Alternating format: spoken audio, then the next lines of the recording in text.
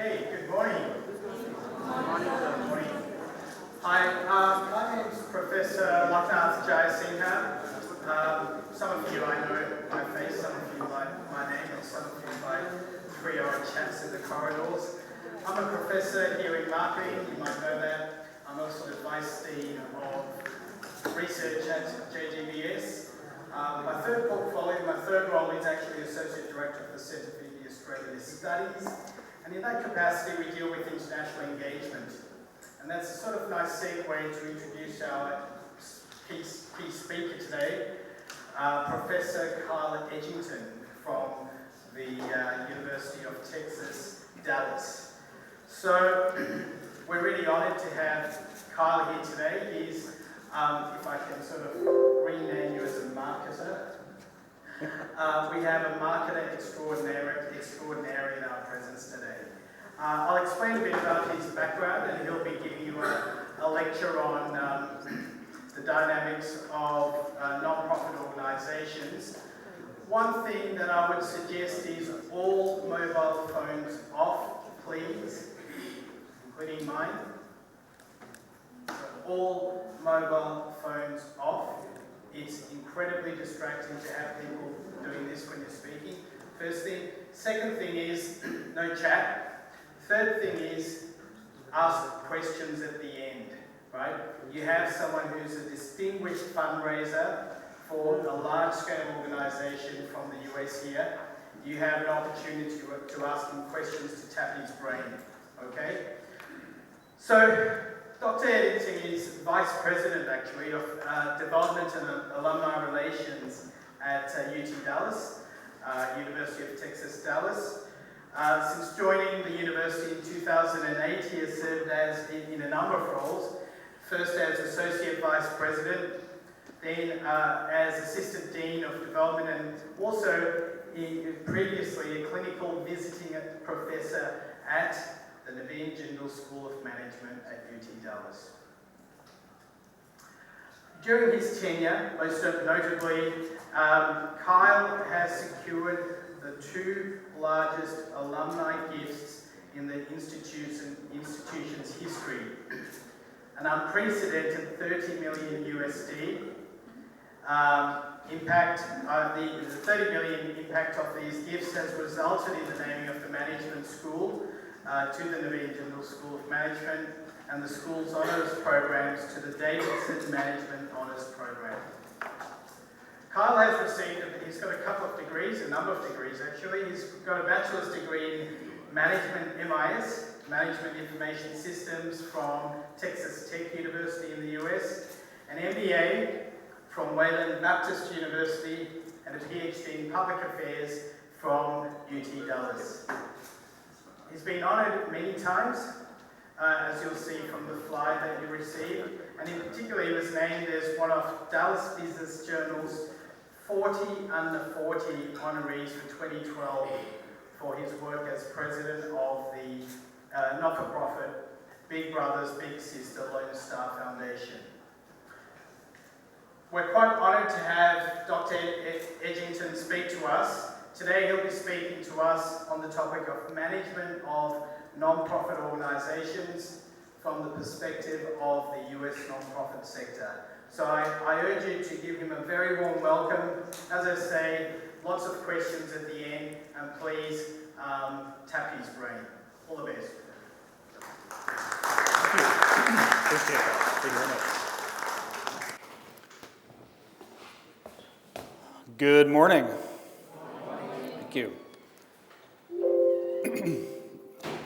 I brought a host of slides, and I was going to do a shameless plug for UT Dallas, but I think you're in luck because that slide deck is not working today, so we won't do that.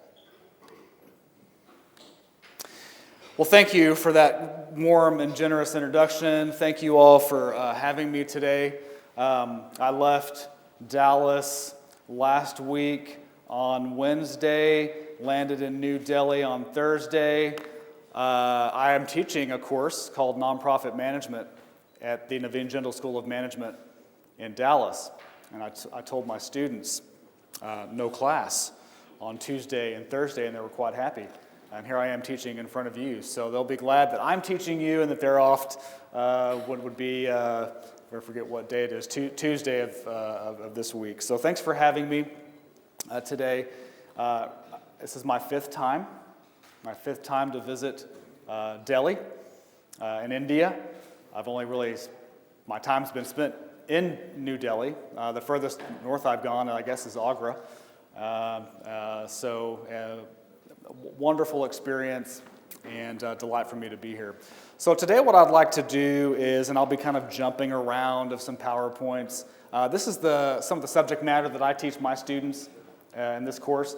Now you might be wondering, what does nonprofit management, the management of nonprofit organizations, have to do with a curriculum in the business school? And that's okay, because that's being debated right now, primarily in the United States, as the nonprofit sector has exploded. An enormous number of nonprofit organizations have risen over the last couple of decades, and I'll get into why that is. And you might do a bit of education of me. I've not studied the India nonprofit sector, but you do have one. You have some 3 million plus, and maybe that number is even higher than that, what would be considered nonprofit organizations here in India.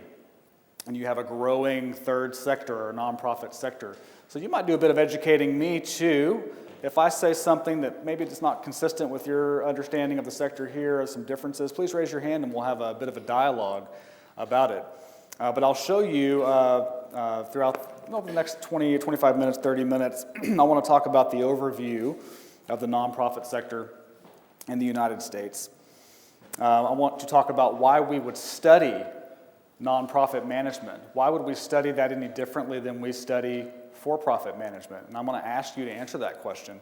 So there'll be some interaction with you all. Then I want to talk a little bit about the theories of trying to explain why the nonprofit sector exists at all. Why do we have the third sector? Okay, and then I'll conclude by talking about the rise of the modern nonprofit sector in the United States. And when I mean modern, I'm talking about the turn of the century, around 1900, and what was going on in the United States at that time. Does that sound okay? Again, please raise your hand, ask questions. It'll be much more enjoyable for you if we ask questions and have a bit of a dialogue. So if you'll bear with me, I'll do some skipping around these slides.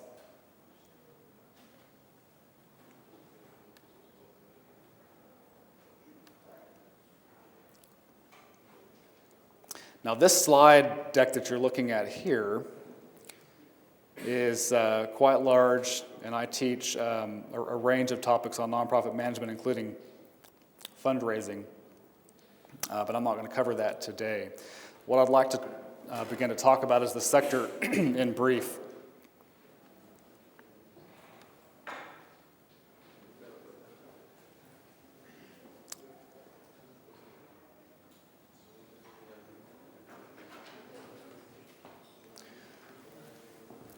Okay, so when I speak about the nonprofit sector today, again, this is through the lens of the nonprofit sector in the U.S., okay, in the United States. So this data was from 2012. Might seem like a little bit dated. It is getting there, but the statistics of our nonprofit sector lag several years, just because, as you can imagine, amassing and acquiring and aggregating this kind of information takes a while, and it comes from many sources, much like your country is dealing with right now. If I were to ask you, I think I just gave this away, but if I were to ask you how many nonprofit organizations are there in India, would you know that number? Most of my students coming into my classroom in the Naveen Jindal School of Management, when they take this course, and it's an elective course. It's an elective out of our organizational behavior degree program. But there's a great interest in the nonprofit sector, and we'll talk about why that is.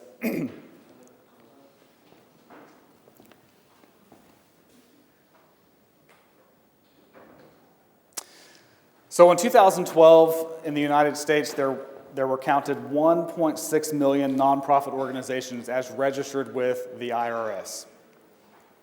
The number is likely larger than that because our religious institutions, our churches, are not required to register as a nonprofit organization in the United States, and that may or may be the same here in India, I'm not sure. That's just been the tradition in the United States. The estimate is about 2.3 million when you include religious organizations in that total. In 2010, the nonprofit organizations accounted for about 9.2% of all wages in the United States, and in 2012, the nonprofit sector accounted for 5.5% of the nation's GDP.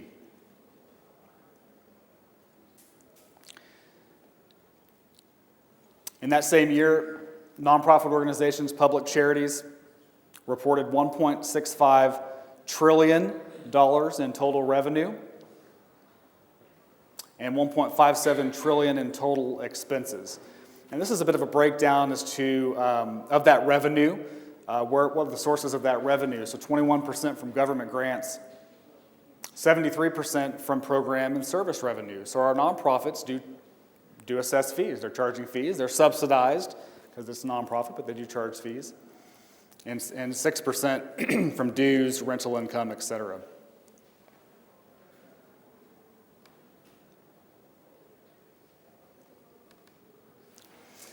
So I showed this chart, and I hope you can see it.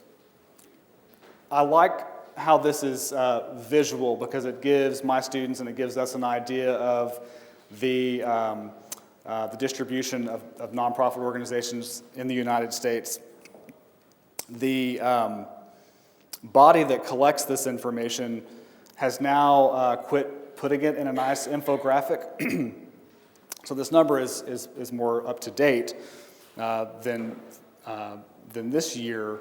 But again, these numbers haven't changed materially enough. So I think this provides a good illustration. So again, 1.6 million nonprofits registered with the IRS.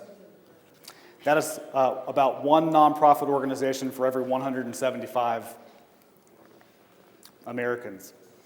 And you can see by shade and gradient here how those organizations are distributed across the United States. So let me test your knowledge. Of the darker green boxes, and these are by counties, how are the nonprofit organizations distributed in the U.S.? How would you say? Along the coast, concentrated on the eastern side. Along the coast.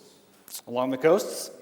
Yes. More in the direction of the More in the direction of the new money because west coast. Follow the money? Yeah. Anyone else? It's the major population centers which are.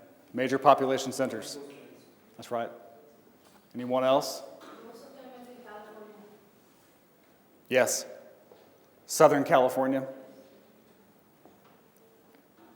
It's like California, Washington, and all these states are the Florida counting industries, like tech industry. That's right. All of you are correct, so very good. Our nonprofit organizations are gathered around major population centers, major urban centers. And why might that be? Well, there's the greatest concentration of need, greatest concentration of civic and societal need around those areas. Poverty, homelessness, educational issues, and then the list goes on. Healthcare related matters. Again, I said K through 12 or K through 12 education in the U.S. And you can see the vast majority of the central United States doesn't have much concentration of nonprofit organizations. They're there, they are there, but just not in the large numbers as you see on our coasts, of course, and in our major cities. The one observation was around our nation's capital. A lot of our nonprofit organizations' national headquarters are based in Washington, D.C. because advocacy and lobbying. Okay? And we'll talk about why that's so important just here in a few minutes.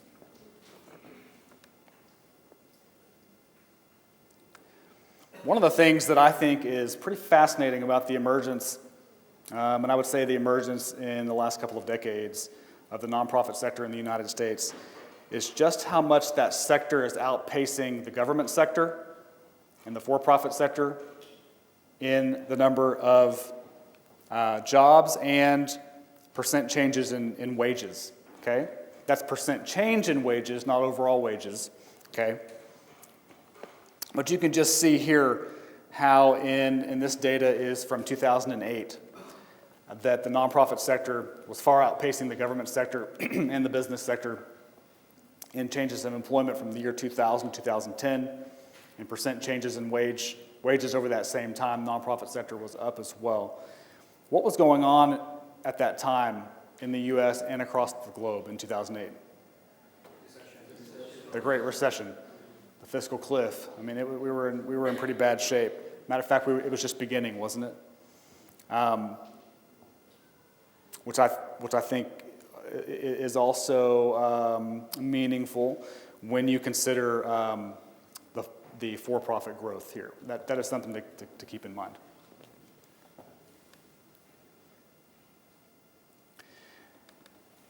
This illustration, too, is very informative about how, in terms, so this 1.6 million nonprofit organization sounds quite large, but when you rank them according to expenses, you begin to see a sharp disparity of how our nonprofit organizations are, the size and scope of them. So if you'll follow me just quickly, again, in 2010, public charities, or so our nonprofit organizations, reported $1.5 trillion in revenues, those revenues from many sources, and $1.45 trillion in expenses. Look at that total asset, too, $2.7 trillion in total assets. But the chart you're seeing here breaks these nonprofits down by total expenses and the number of those charities. So of that 1.45 trillion in expenses, at the $10 million or more level of expenses, so that's 85% of that 1.45 trillion, came from only the top 4%. Top 4% of those 1.65 nonprofits. Okay? So a very small number of them account for 85, nearly 86% of all expenses. And then you can see how the chart becomes inverse as you move down. The 45 I don't know, maybe this clicker works here. I don't think it works on here, but 45% of nonprofits, nearly 30% of nonprofits, 8.2 and 11. So these three bottom groupings are nonprofit organizations that expend $500,000 annually and below. So the vast number of nonprofit organizations are very small in the United States.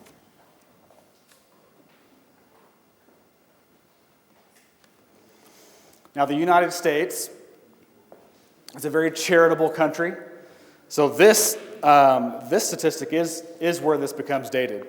But in 2013, $335 billion were contributed in private philanthropy in the United States.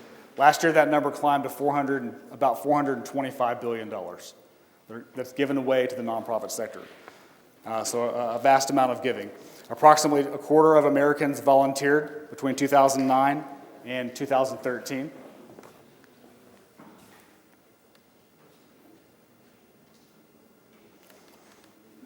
And finally, before I move on, in terms of giving in the United States, the vast majority of giving takes place from individuals. So individuals giving of their assets and resources to nonprofit organizations, followed by foundations, bequests. So what's a bequest?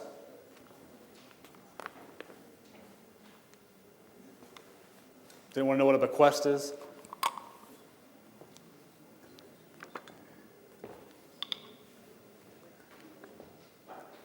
Someone in this room knows what a bequest is. I'm sorry? Technically, it means Legacy. Thank you. So you might leave a bequest in your estate or your will. You may leave a part of your estate to your favorite nonprofit or your favorite university when you graduate, when you're maybe not thinking about your estates right now or your wills right now. But that constitutes a great deal of giving in the U.S. annually. And then followed by, the bottom is corporate giving. This makes up 5%. This was in 2013, which were in fact 2012 numbers. So again, fast forwarding to 2018, that number went up to $427 billion. Mind you, this is money given away, just freely given away. What is that number in India? I don't know. Someone can educate me. Philanthropic activity in India. Can anyone educate me? It is like near about foreign reserve. It is like about what foreign reserve we have in our league.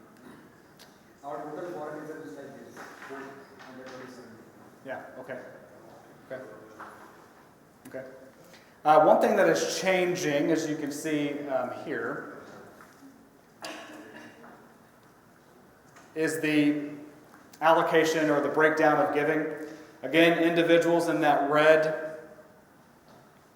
in the red pie here, individuals are still giving the vast amounts of this giving. Individual giving represents the vast amount of this total, although that number is dropping a bit. That percentage is dropping a little bit. Giving by foundations is on the rise. One thing to keep in mind here, though, is that a growing trend in the United States are what's known as donor-advised funds, where a donor may park their money in a community's foundation, and those funds become donor-advised funds, and the foundation will manage those funds for the donor, and the donor can advise where he or she wants to give those dollars. Our tax code changed recently, in the last few years in the United States, and this may have a bit to do with the taking some incentives away from giving. So we'll have to see how that plays out over the next several years. So when a high net worth individual gives to his alma mater. Ask that one more time. One high net worth individual. Yes. Somebody who is an NCW. He gives to his alma mater. Mm-hmm. Does that count under bequest or individual devolution? Good question. So the question is, when a high net worth individual makes a gift in a year to, say, their alma mater, their university, would that be considered a bequest or individual giving? Right?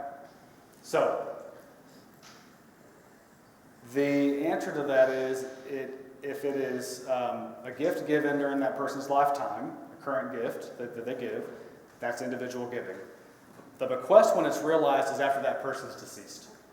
It's after that person passes away and their estate's settled.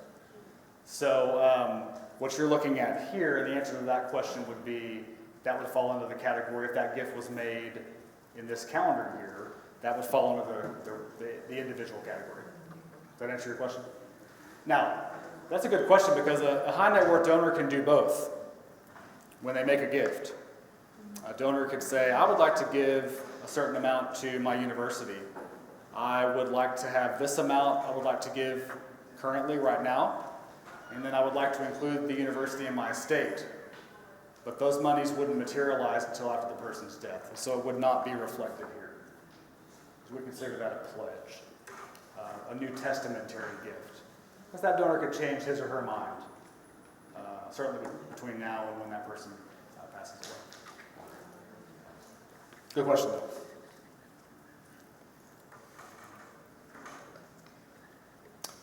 Okay, so I just wanted to give you a bit of an overview there of the size and scope of the nonprofit sector in the United States. It's grown rapidly over really since the turn of the century. That's through really the beginning of time, if you will, that I tell my students. Of course, there was a charitable sector and a nonprofit sector long before then, but there really wasn't much wealth being created in the country prior to 1900. And for this kind of money to be gifted, and for nonprofit organizations to flourish through other grants that might flow from federal grants or state grants via tax dollars, wealth generation is important for that to happen.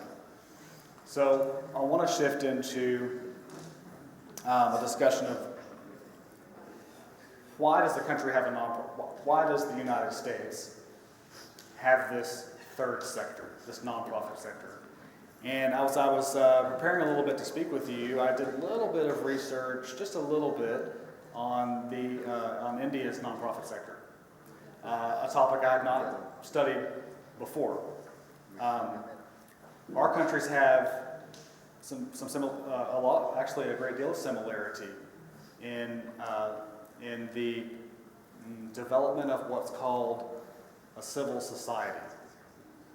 Haven't heard that term before. I'm going to take a stab at what that is. Civil society. The whole idea of democracy, people coming together and saying that we are the ones who govern ourselves. Perfect. Yeah. One thing to really understand of what creates the favorable condition for nonprofit organizations to exist is democracy. And you all are enjoying the world's largest democracy. I live in a rather young democracy, what's known as an experiment, really. And I live in a capitalistic free market economy. How would you characterize your economy here in India? It's a mixed economy. It's a mixed. Becoming more free market based? Yeah. These things are important for the flourishment of nonprofits, of the nonprofit sector, or the third sector. So by the way, when I use the term third sector, what's the first sector? Business. Second would be government. And the third is the nonprofit sector. Okay? Again, the nonprofit sector is very much on the rise in the United States, or it has been over 2 decades. It's very much on the rise in your country. Just in the little bit I read just over the last couple of days, you all have north of 3 million, and really your government has a hard time counting the number of nonprofit organizations. I believe you call them societies or trusts here, operating in your country. But even 3 million, and your population of 1.37 billion. So you do the math on that per capita. Your country could stand. Your nonprofit sector will. I estimate that will grow quite large as your economy becomes more of a free market, and wealth is created. Also, wealth at many levels is created. So, but it's a good concept to understand, though, is when we talk about why a nonprofit sector even exists, and how does it become into existence and grow so large in a country, and it is the democratization of that country. So in a democracy, this separation, nonprofits become an intermediary, a way to engage with the government and influence the government, okay, through voluntary association. Meaning if you all wanted to come together and create a nonprofit organization to make change in your country, your government will allow you to do that, correct? And so will mine. You can do that freely. Government's not telling you to do that. There's no corporation that's telling you to do that. You're doing it to bring about change that you want to see. That's civil society or social capital. Okay? And social capital, the value of that social capital is the strength of democracy. Okay, so it's a good distinction. Questions or comments about that?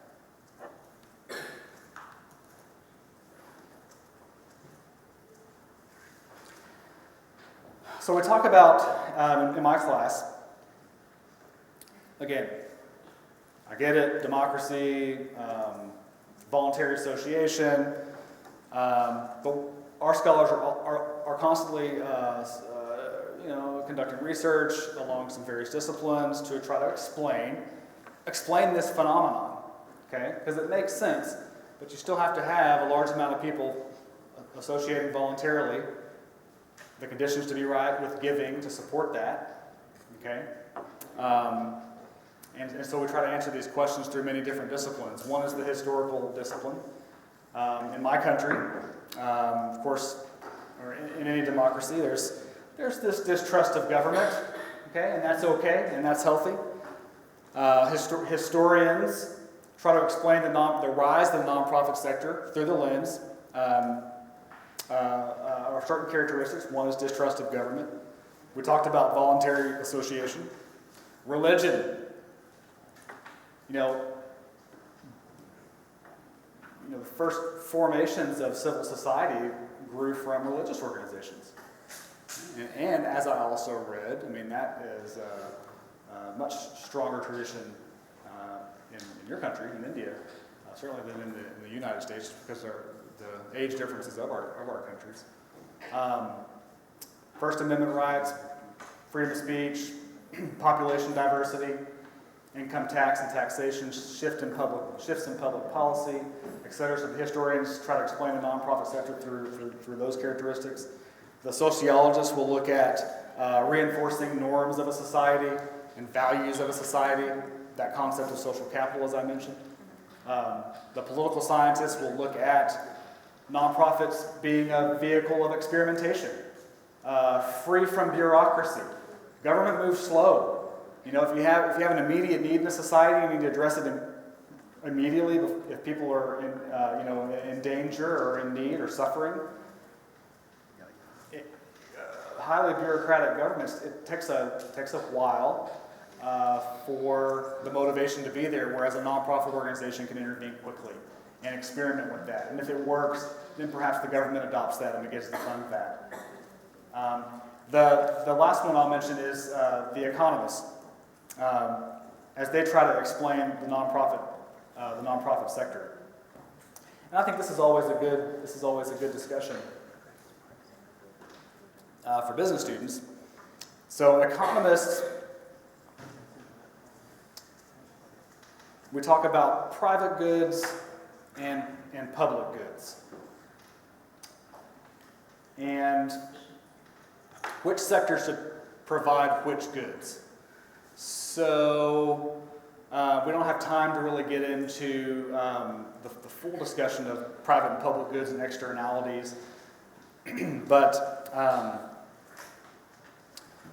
when a particular market fails, okay, so you might have, we try to explain the nonprofit sector in terms of market failure. The economists try to do this. So what do I mean by that? Well, when the free market fails, for a number of reasons, to provide goods and services, or I guess to address societal needs, would be when there's no profit motive.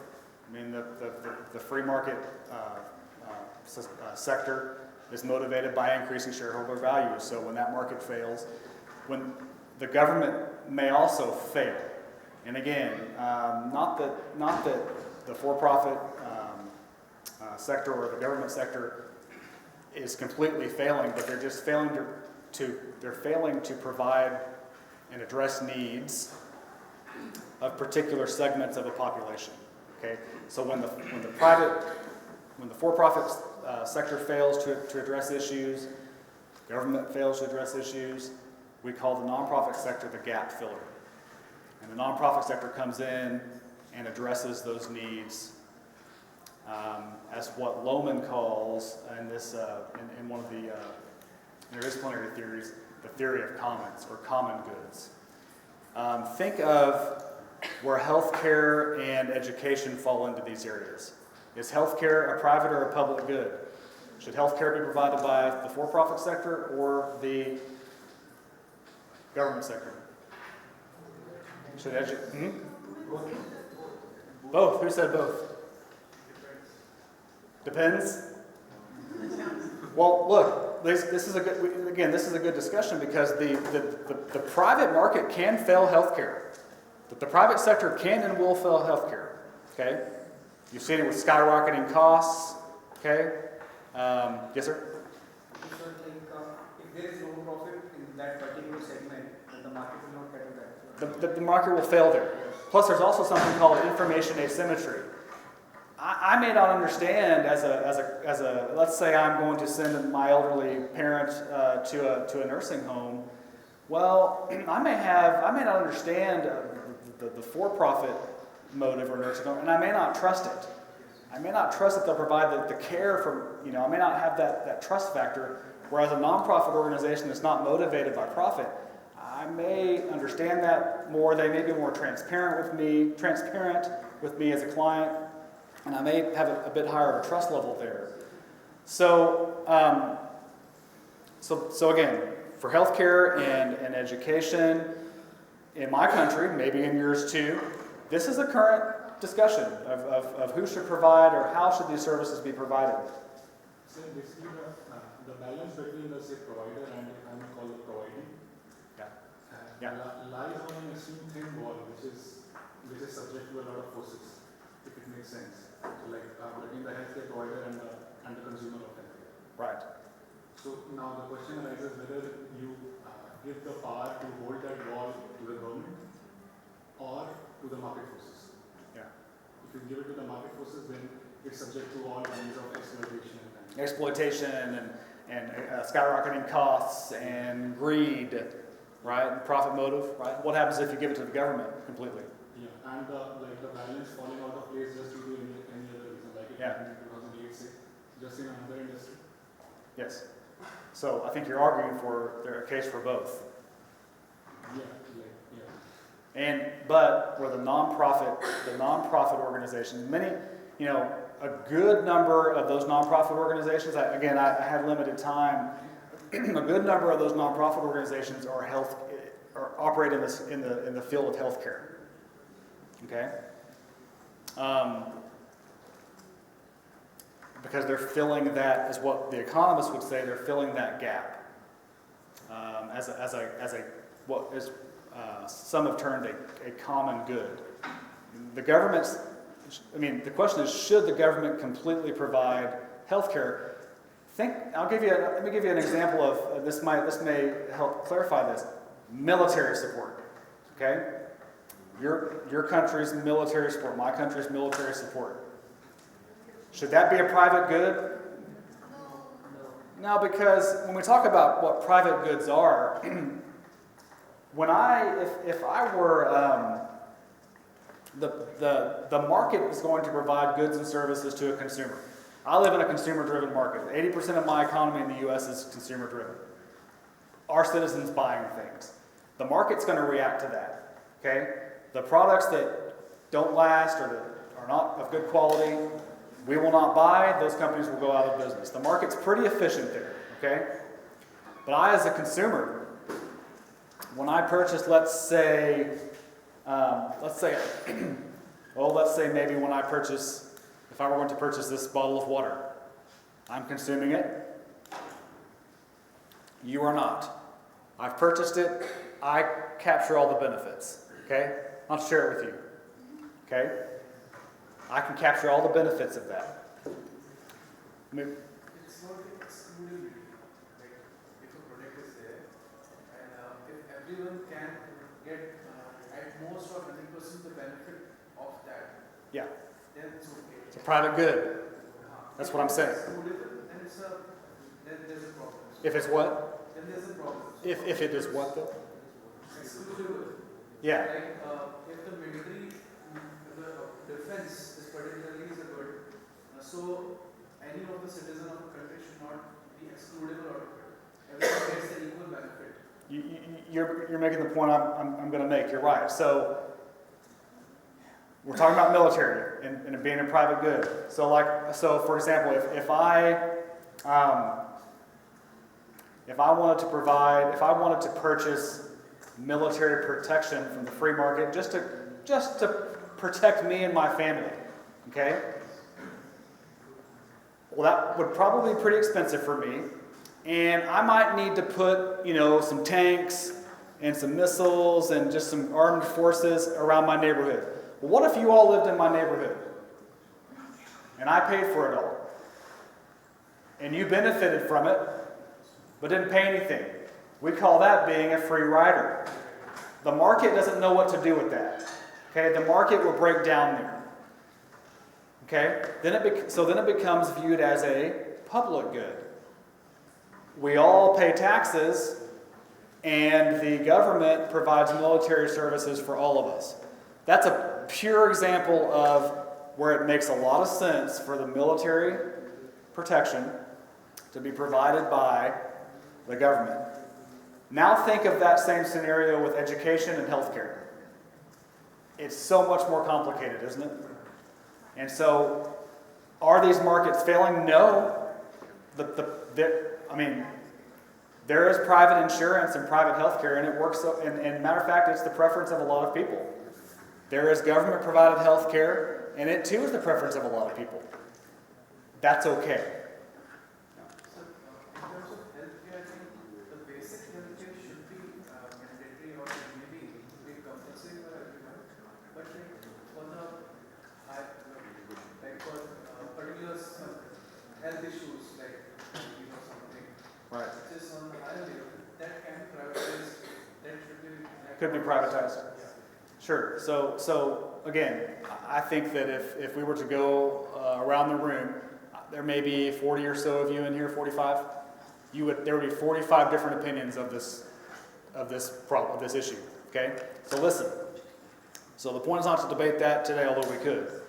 The point is for you to know that as we're trying to explain, because remember, we're trying to explain why do we need a nonprofit hospital? Can't the government just do it? Or can't the free market just do it? No. They're failing, and I use maybe failing, quote unquote failing. They're not completely failing, of course, because it's working for some groups of the population. But in some cases, maybe for the poor, maybe for specialized care, maybe for nursing home type care, certain types of research or cancer research, etc. It makes more sense for the nonprofit sector to fill that gap or provide that service. So I like the economic characteristics of trying to explain the nonprofit sector. I think it's interesting. Not one of these stands alone. We need all of these disciplines to help explain this phenomenon of the nonprofit sector, because it is rather unique. Okay, the nonprofit sector and the level to which it's supported in the United States is pretty unique. That significance of giving and support of the sector is pretty unique. And I will say that the more I read about the sector in India, it shares a lot of similarities. There's a lot of similarities. And I would predict that your nonprofit sector explodes in the next couple of decades. And so this brings me back to, where should we study nonprofit management? These organizations can be big, certainly a lot of money flowing through them, correct? I use the word trillions of dollars, of US dollars in assets in these organizations. They need good managers, okay? So there is a question of, where should we teach nonprofit management? Should it be taught in the business school, or should it be taught in the policy school? I have a very basic question. There is, in a private organization and in a non-profitable organization, what is the basic difference? Because if any private person runs an organization, he will run it for profits. Maybe less profits, maybe more profits. At the end, they are doing the same goal by giving service and getting the profits out of it. We name it as a non-profit organization, or we name it as a public, we name it as a private, any Yeah. but the basic function and functionality and everything are the same. Correct. So basically, naming it as non-profit organization just indicates a direction towards scalability and less fluctuation in profit or losses, right? But more scalability and on the more origin.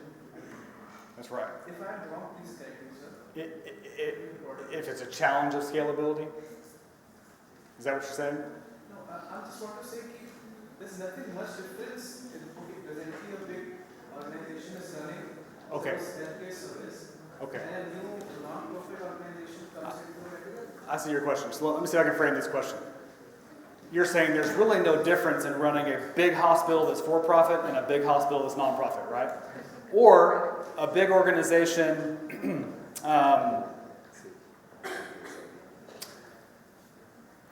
So let me answer that. And maybe how are we doing on time?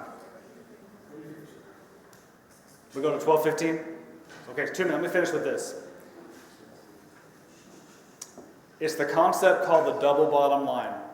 Okay, and this is one of the maybe 2 or 3 primary reasons why we do say the nonprofit sector is grown too large to ignore and just think that we can apply kind of the free market management principles.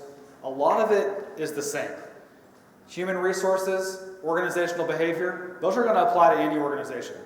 But if I'm a mission-driven organization and you're the CEO, you're the executive director, and your organization is charged to eradicate poverty in Sonipat, okay? That's pretty massive, isn't it? That's the mission-driven bottom line. You're going to be measured as a CEO of how well you achieve that mission. You are. You're going to be hired and fired by that. You're going to also have a bottom line of balancing your books. Okay? The for-profit CEO does not have this other bottom line over here, the social bottom line, the social-minded bottom line.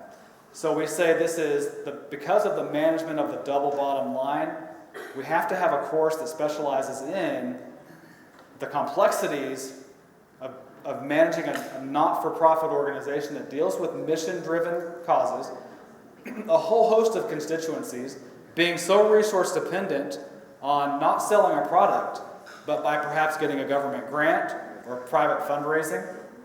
The for-profit CEO doesn't have to do that. He or she has to sell products, right, that the market wants. Okay, so there are differences. There are a lot of similarities, but there's some core differences where the scholars, anyway, say we need to pull this discipline out. There's too much at stake here. I mean, it's 5 to 10% of our country's GDP. It employs a massive amount of people, trillions of dollars of assets. We're holding that in public trust. We better do it right. We need to make sure that we're measuring the impact of these programs to society with that kind of money. I think my time is up, and I want to be respectful of your time. But are there any other? And we can talk after class. Yes, sir. So what will happen basically when there is no profits, less profits, non-profitization would have less profits. If there are no profits, it's totally working on the funds from the government or from the CSR fund from different companies. Then there is a market failure for this. There is no catch for the private players to come in, new private players to come in and spend on R&D and research for this and take the industry forward. So basically, NGOs are doing, the non-profit sectors is doing basically what? If according to the discussion we had, they are curtailing the profits of the corporates and catering more public, right, for any cause.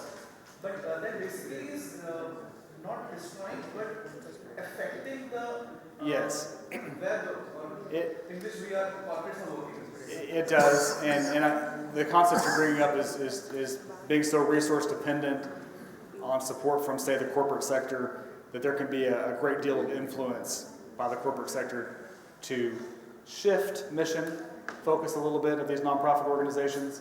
That is an issue. Again, that's why we study these things. Nonprofit organizations should have a governing board that prevents that thing from happening.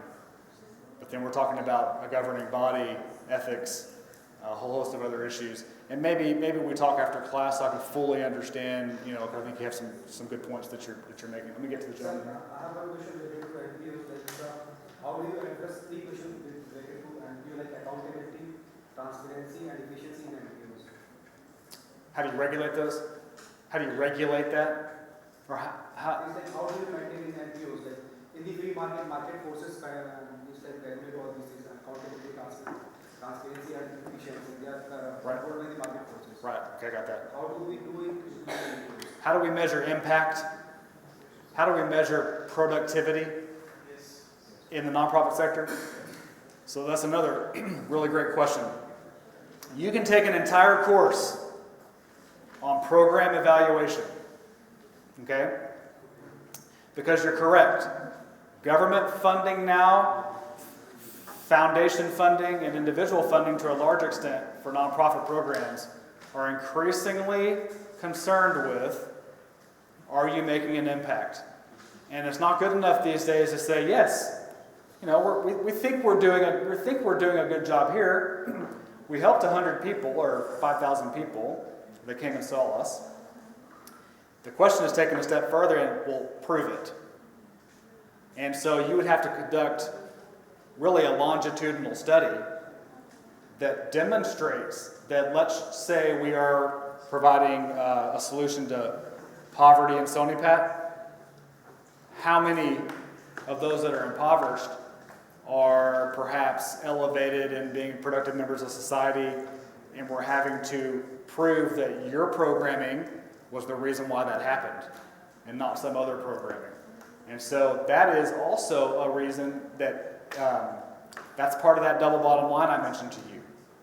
And the nonprofit sector has become under increasing scrutiny in the last, couple of decades as the sector has grown so large that our country is and yours is too, is more and more focused on impact, measuring the impact.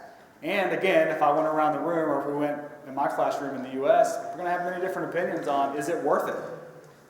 $427 billion. That's just the part that philanthropy covered. Not to mention your tax dollars. Okay? So, it is an issue. We have organizations, GuideStar, Charity Navigator in our country.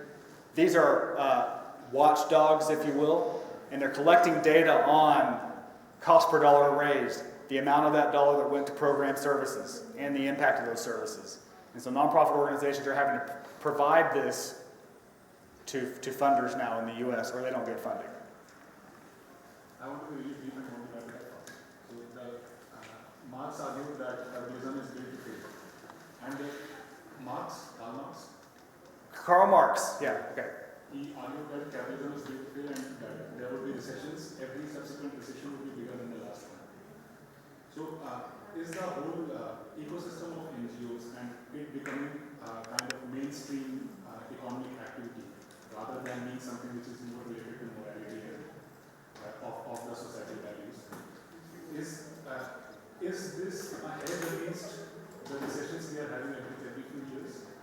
Is this a social plus economic hedge against the recessions we are having every 78 years? Is it a hedge against it? Yeah, because in your initial slides also you showed that during the 2008 recession, number of jobs went down. Yeah, so maybe a place where those people can find employment. I don't think it works that way. I think that the reason why the nonprofit sector perhaps flourished in that time was in response to needs, greater needs. Now, recession, even in the recession, there was still quite a bit of economic activity and taxation, to fund. Now, in a recession or out of a recession, the government in the United States still chooses to subsidize the nonprofit sector. And how is it providing that subsidy? Through tax exemption. Okay? So it chooses to make sure that in a democracy, as a democracy should, because we're talking about maybe in the Karl Marx lenses, should it be free market or what's on the other end? Socialism, right? Now, this isn't a sociology class, but you know, Karl Marx or anyone back then, I mean, couldn't even dream of the complexities of the free markets of today. Now, in the United States, is the United States a 100% capitalistic society? Is it? No. We have entitlement system in the U.S. I mean, we do. We have a Social Security program, Medicare, Medicaid. I mean, we have a pretty, you know, we have a lot of social programs in the United States. So, I wouldn't say the nonprofit sector is certainly not a hedge for jobs. Again, I would look at it through the lens of trying to explain kind of where the private sector might fail and the government sector might fail, produces the conditions to where in a civil society, individuals can voluntarily come together and provide solutions to that. And the government likes that. The government sees value in that. The government would rather that happen than it try to run all the hospitals, because it knows that it can't assess enough taxes to do that. But who's the government? People. People don't want that. I mean, and it's a very good question. That's because does a society want to move more towards or away from entitlements or socialism? Because it's like 13th recession, the Great Depression. One of the solutions was Keynes, which is practically something that NGOs will. Hold on 1 second. Are we? We've got 15 minutes. Yeah. Can I just start in here, guys? Up the top, there's a lot of chatter. Can you please stop? Yes, you, second row, number 3, 4, 5. Please stop the chatter. Sorry about that. Well,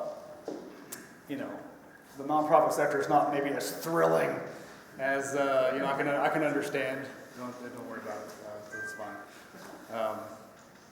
Well, no, we can have that discussion of Keynesian theory and free markets and its relationship to the nonprofit sector, for sure. What other questions? Any other questions, sir? Or any other questions? Let's spread it around a little bit. Anyone else? Ma'am. Hi sir, first of all, namaste. Welcome to India. Thank you. My question is, what made you choose this sector, non-profit sector? And like in the earlier you said, like you have done some donations. So what was the motive for you doing it? Like it was altruism or it was a self-interest? Me doing donations?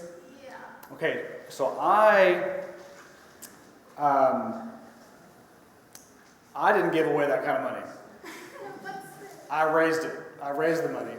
So maybe the question is what motivated me to get into the nonprofit sector.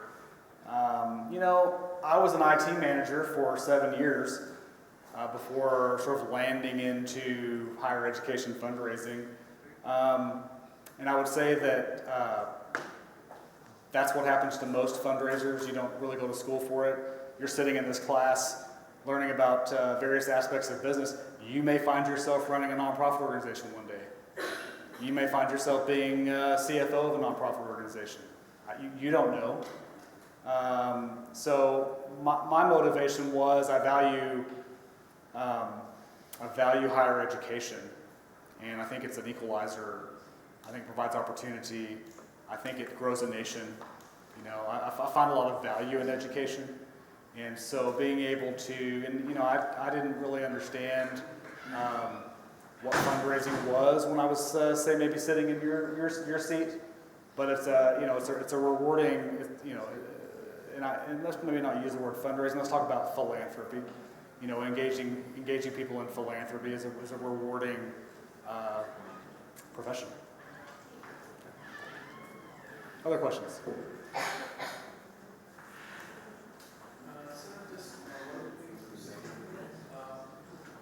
If a non-profit sector performs bad, not only related, and outperforms, in both the cases, it's harmful for the economy. Do you think it's harmful for the whole combined sector? So if a nonprofit organization outperforms, And underperforms. uh-huh. In both the cases, it's harmful for the economy. It's what for the economy? Harmful for the economy? How so? If it underperforms, it's a wastage of the taxes or the money provided to them, which is of course from the public. And if it outperforms, it harms the profit for the private sector companies. So if it's in the between, it's good. If it outperforms also, it underperforms in both the cases.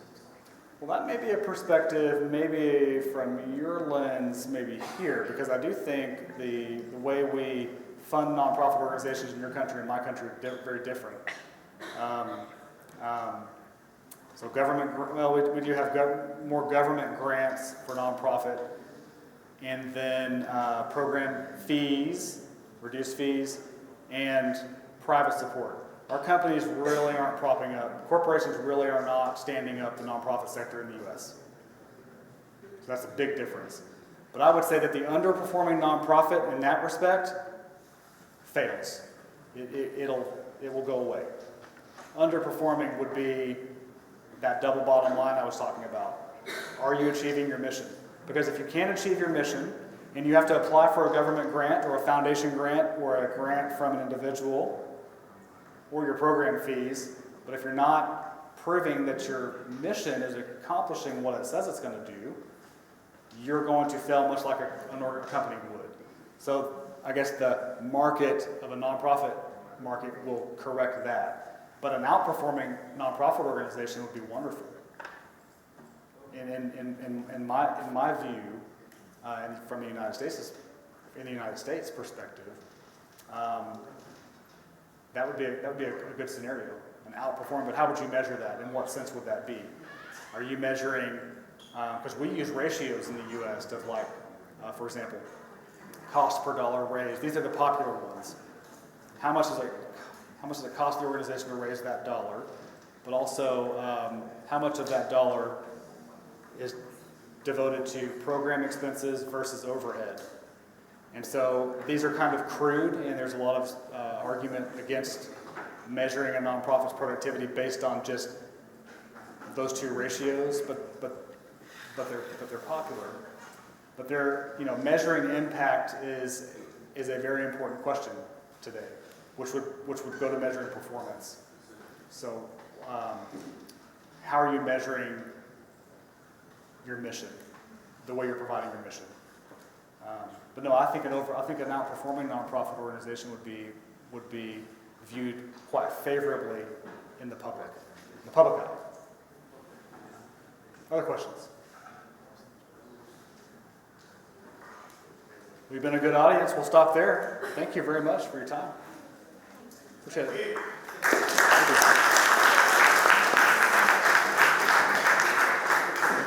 If you're ever in Dallas, please come to UT Dallas and look me up. I'd love to host you. Thank you.